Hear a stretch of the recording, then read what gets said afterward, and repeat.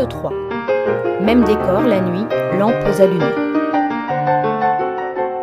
Scène 1. Guerchard, le duc. Guerchard penché sous le manteau de la cheminée.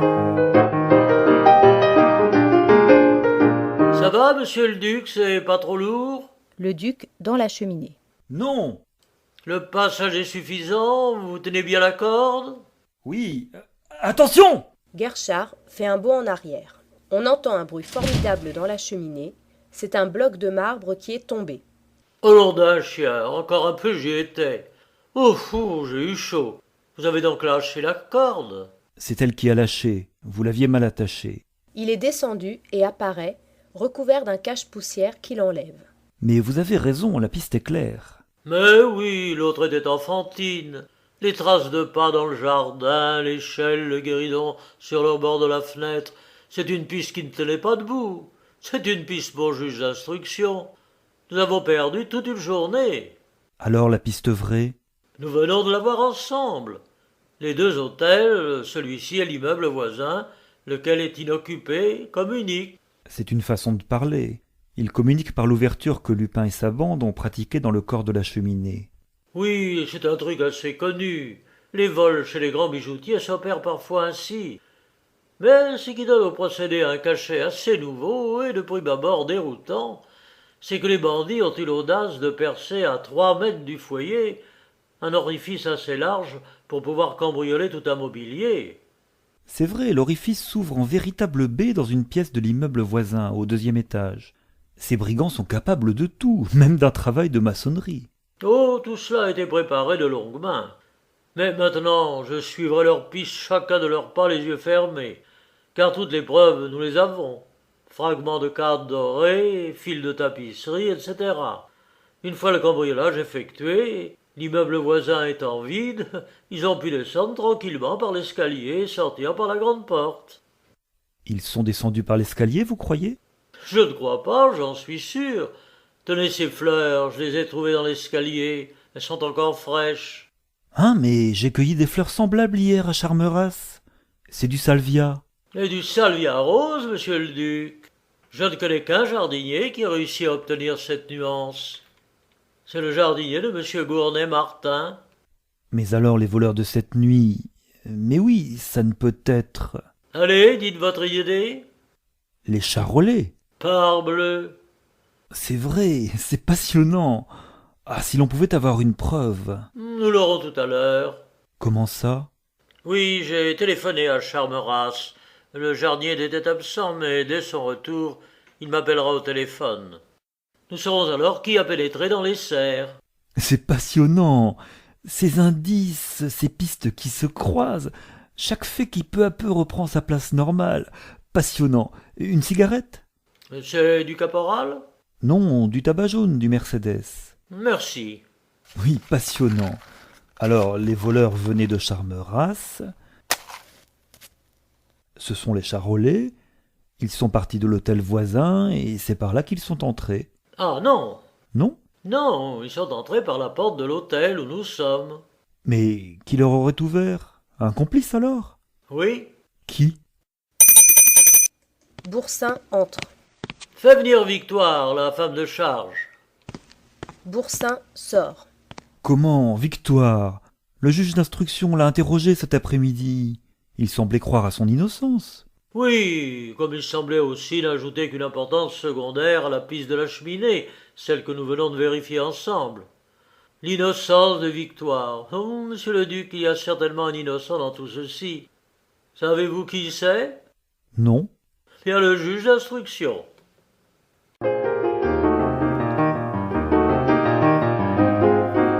Scène 2. Les mêmes. Victoire. Boursin fait entrer Victoire. On va encore me cuisiner?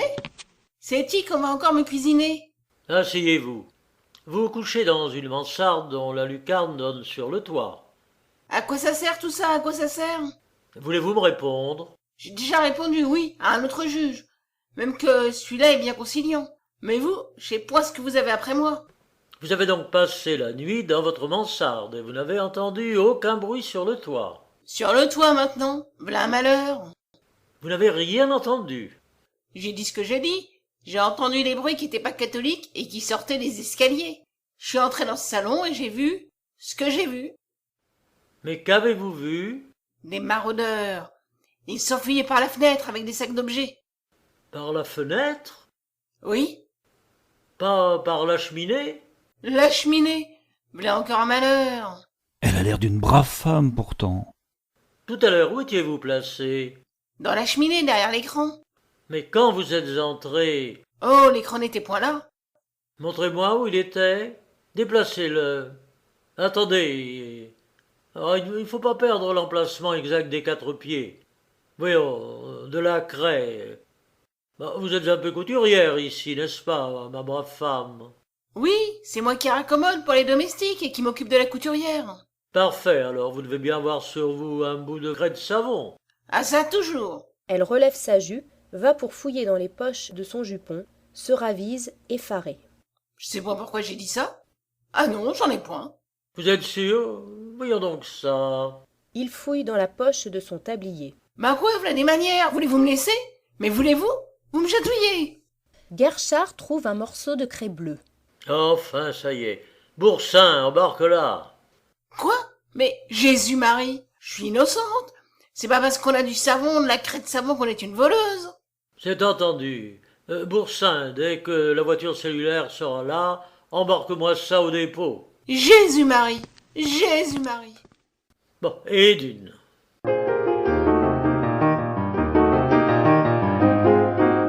Scène 3. Le duc, Guerchard, Boursin, Bonavent. Victoire! Je n'en reviens pas. Alors cette craie, c'était la même que sur les murs? Oui, de la craie bleue. Voyez-vous, monsieur le duc, ça et la fleur de salvia. Ah, qu'est-ce que c'est? C'est Bonavent qui a du nouveau. Ah, Bonavent entre. alors qu'est-ce qu'il y a? Voilà, patron. 3 autocamions ont stationné cette nuit devant l'hôtel voisin. Comment le sais-tu? Par un chiffonnier. Il a vu les camions s'éloigner vers 5 heures du matin. Ah, ah, c'est tout? Un homme est sorti de l'hôtel en tenue de chauffeur. Ah, À 20 pas de l'hôtel, il a jeté sa cigarette, le chiffonnier l'a ramassée. Et il l'a fumée? Non, la voici. une cigarette à bout d'or et comme marque Mercedes. Tiens, monsieur le duc, ce sont vos cigarettes? Allons donc, ça c'est inouï. Mais c'est très clair et mon argumentation se resserre. Vous aviez de ces cigarettes-là à Charmeras? Des boîtes sur toutes les tables. Eh bien, C'est vrai, l'un des charolais aura pris une de ces boîtes. d'abord, nous savons que c'est pas le scrupule qui les étouffait. Seulement, mais j'y pense. Quoi? Lupin! Lupin alors! Eh bien, Puisque c'est Lupin qui a fait le coup cette nuit, puisque l'on a trouvé ses salvias dans l'hôtel voisin, Lupin arrivait donc de Charmeras. évidemment. Mais alors Lupin est un des charolais? Oh, ça c'est autre chose. Mais c'est certain, nous tenons la piste.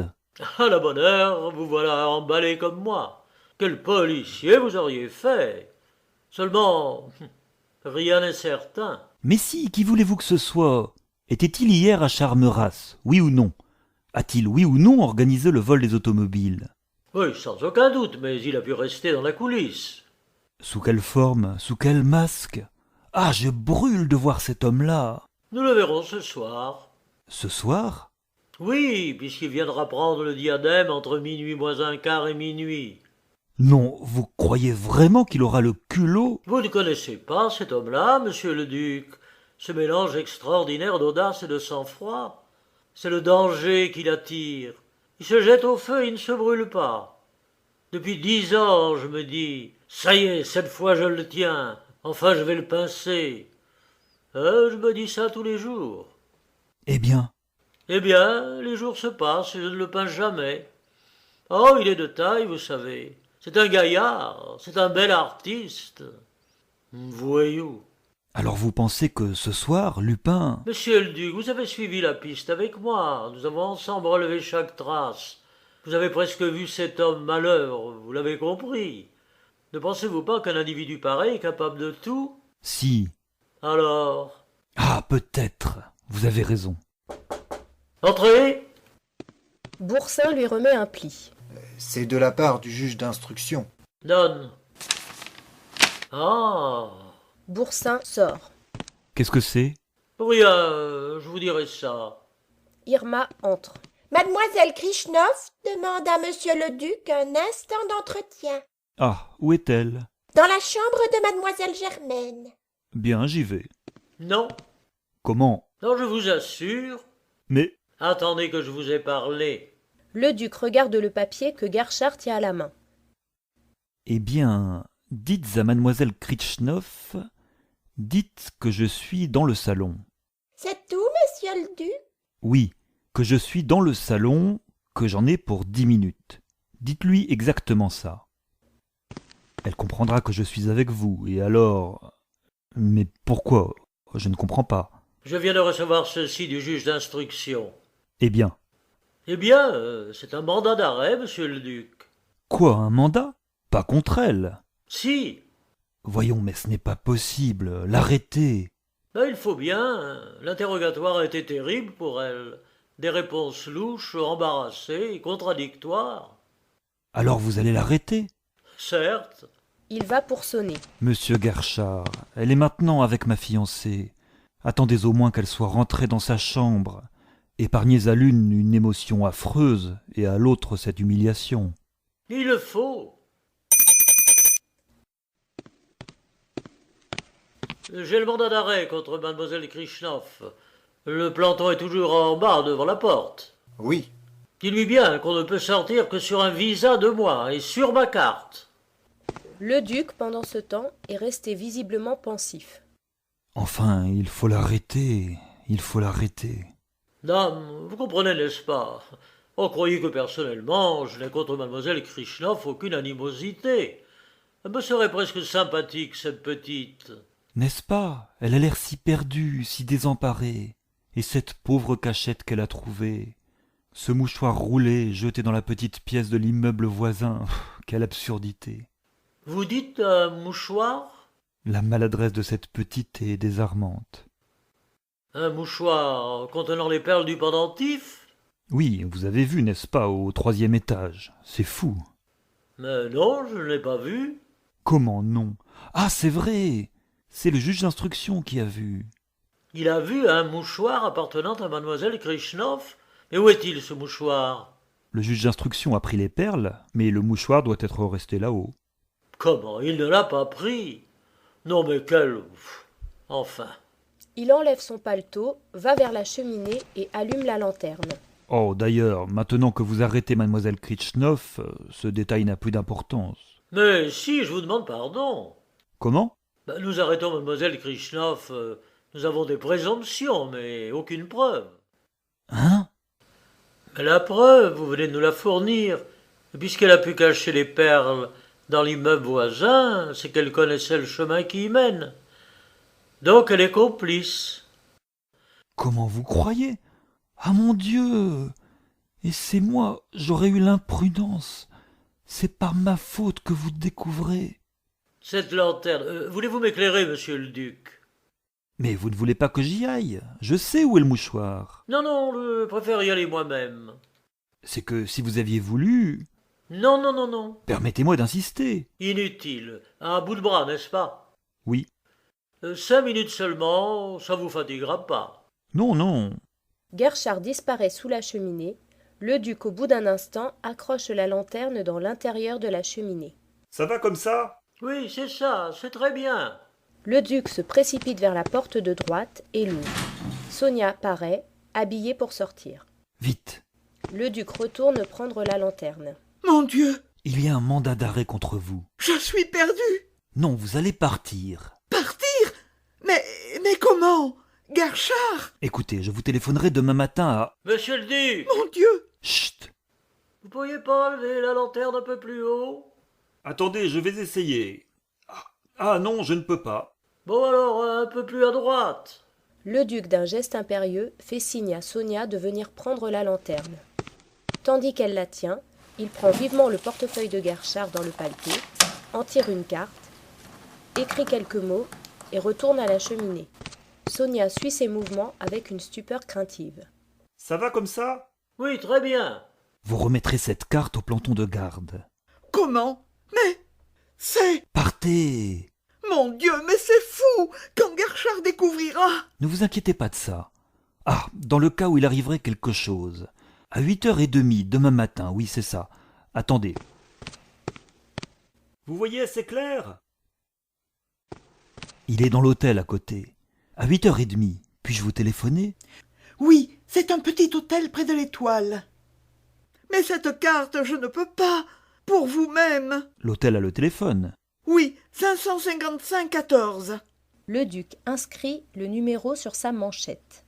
Si je ne vous avais pas téléphoné à 8h30, venez directement chez moi. Bien, mais quand Garchard saura, si jamais Garchard découvre... Partez, Sonia. Partez, partez. Ah, comme vous êtes bon! Il la pousse vers la porte, et sur le seuil de la porte, il se regarde, hésite. Il l'attire dans ses bras, elle s'y laisse tomber, ils s'embrassent. On entend la voix de Garchard, le duc se dégage. Pars maintenant, je t'adore. Pars, pars.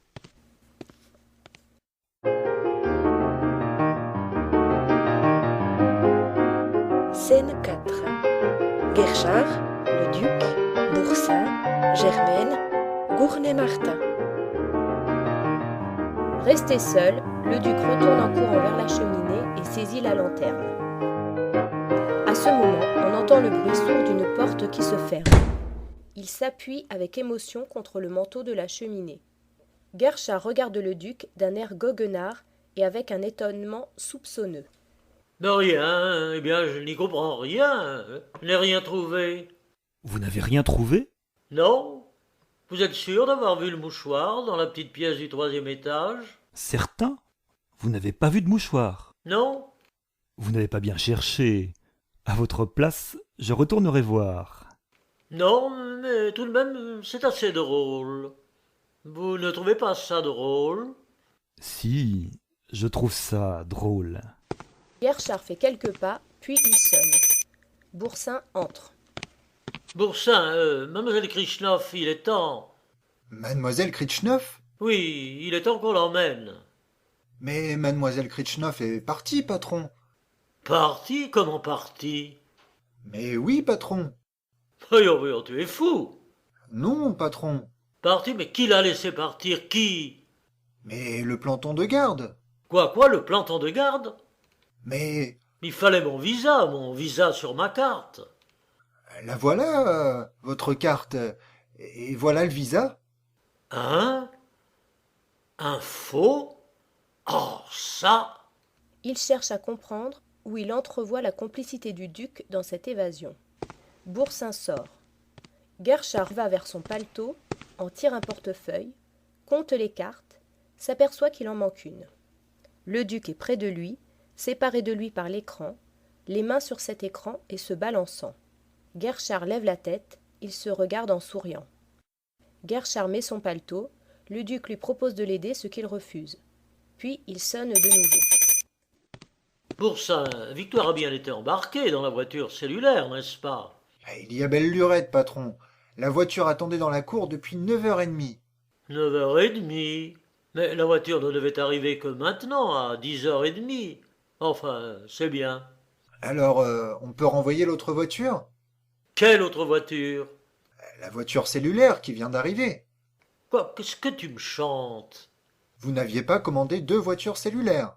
2 voitures? Ce n'est pas vrai, n'est-ce pas? Mais si, patron. Tonnerre, mais dans quelle voiture a-t-on installé Victoire? Dans laquelle? Dame, dans la première, patron. Tu as vu les agents, le cocher? Tu les connaissais? Tu les as reconnus? Non? Non? Non, ça devait être des nouveaux. Ils m'ont dit qu'ils venaient de la santé. Bougre idiot, mais c'est toi qui en as une santé. Et comment alors? Mais nous sommes roulés, c'est un tour de... Oh, c'est un tour de... De Lupin, vous croyez? Oh! Ma mère, mais... Eh bien, quand tu resteras la bouche ouverte, quand tu resteras là, allez fouille la chambre de Victoire. Bon avant la fouiller, patron. Ah, eh bien, où est-il? Qu'il entre. Bon avant. Tu as fouillé les malles de Victoire? Oui, rien que du linge, des vêtements. Sauf ça. Donne. Oh, un livre de messe, c'est tout? Il y a une photographie dedans. Ah, une photographie de Victoire, presque effacée. Une date, il y a 10 ans. Tiens, quel est ce garçon qu'elle tient par le cou? Ah ça. Assailli de pensée, il regarde la photo, l'éloigne, la rapproche, regarde de côté, vers le duc, sans toutefois fixer ses yeux sur lui. Le duc est toujours près de la cheminée. Il se dresse sur la pointe des pieds pour voir la photo. Se sentant découvert, il cherche un instant des yeux avec une certaine anxiété par où il pourrait s'enfuir le cas échéant. Guerchard se rapproche et le regarde en se frottant les mains. Qu'est-ce qu'il y a? J'ai quelque chose qui ne va pas? Ma cravate?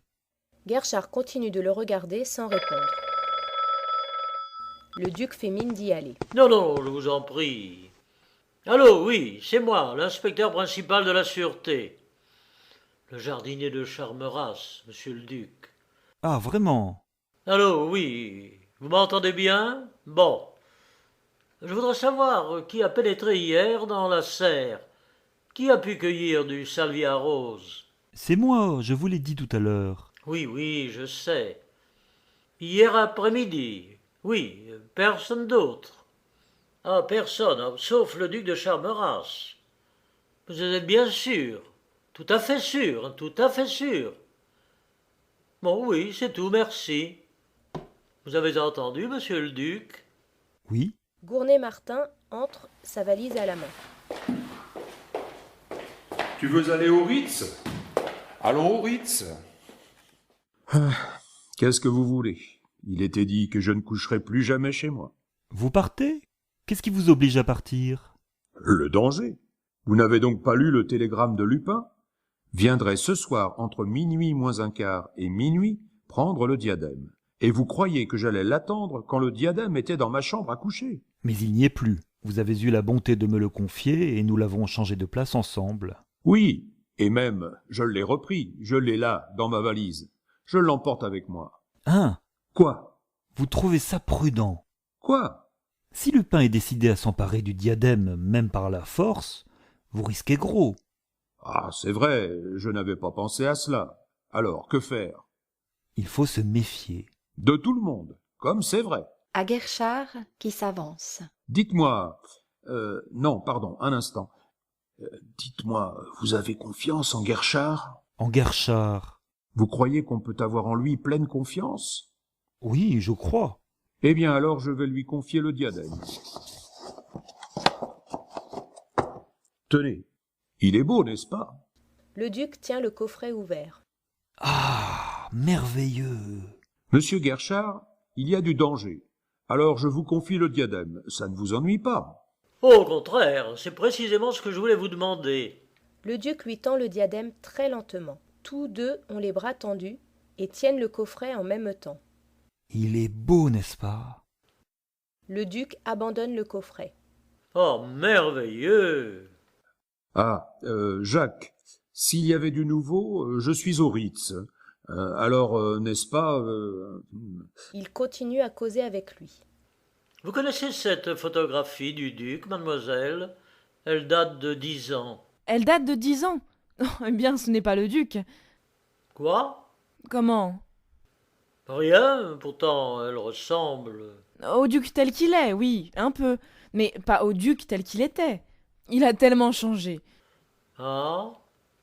Le voyage, la maladie... Vous savez qu'il l'a passé pour mort. Oui, c'est même ce qui inquiétait papa quand il est parti. Maintenant, il va très bien. Vous partez aussi, monsieur le duc? Oui, vous n'avez plus besoin de moi. Eh si! C'est que j'ai affaire. Vous avez peur?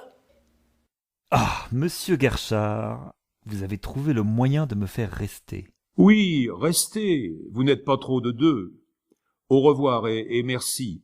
Mais quand pourrai-je enfin coucher chez moi? Vous ne venez pas? Non, je reste avec monsieur Guerchard. Eh bien, vous serez frais demain pour aller à l'opéra. Déjà, vous n'avez pas dormi cette nuit. Guerchard tressaille. Partir à 8 heures du soir de Bretagne pour arriver à 6 heures du matin en automobile. En automobile? Mais je vous préviens, malade ou non, vous m'accompagnerez à l'opéra. Je veux voir Faust. C'est le jour chic. Ils sortent.